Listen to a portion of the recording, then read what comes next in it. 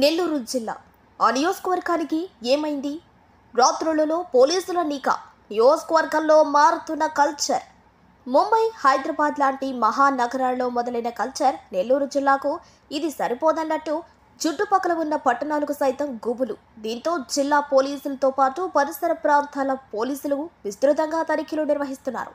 జిల్లాలో ఇటీవల అసాంఘిక కార్యకలాపాలు పెరిగిపోవడంతో జిల్లా ఎస్పీ కృష్ణకాంత్ ఆదేశాలతో పోలీసులు ముమ్మరంగా తనిఖీలు చేస్తున్నారు.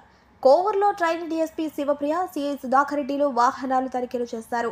సరైన పత్రాలు లేని వాహనాలు, drunk and drive, triple riding పై తనిఖీలు చేసి జరిమానాలు విధించడంతో పాటు పలు వాహనాలను సీజ్ చేశారు. కొడవలూరు మండలంలోని వెంకటేశ్వర ఇంజనీరింగ్ కాలేజీలో జరిగిన ఓ కార్యక్రమానికి సినీ నటి సమంత హాజరు కావడంతో జనం భారీగా తరలివచ్చారు.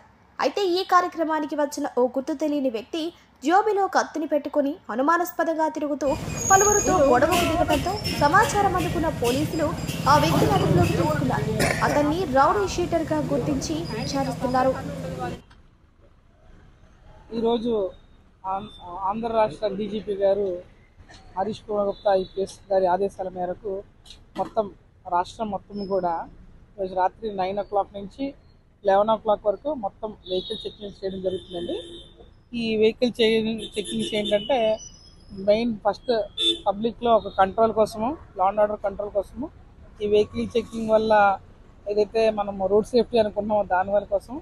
అండ్ నెల్లూరు లాంటి టౌన్లో అయితే రీసెంట్గా మీరు ఒక అన్వాంటెడ్ ఇష్యూస్ జరిగాయి, 2 మర్డర్స్ జరిగాయి.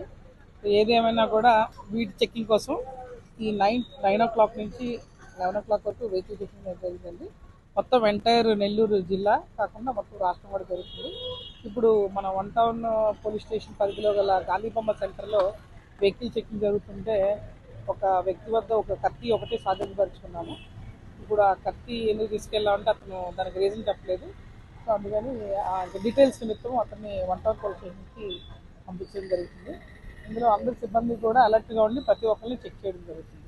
సో పబ్లిక్ కూడా దీన్ని కోఆపరేట్ చేసి మా దగ్గర ఏమన్నా అంటే ఎందుకు ఆపుతున్నారని దాని మీద ఒకసారి కోఆపరేట్ చేస్తే కనుక ఈ మనం చేసే ఈ నైట్ చెక్కింగ్ అంతా కూడా సులువుగా జరుగుతుంది.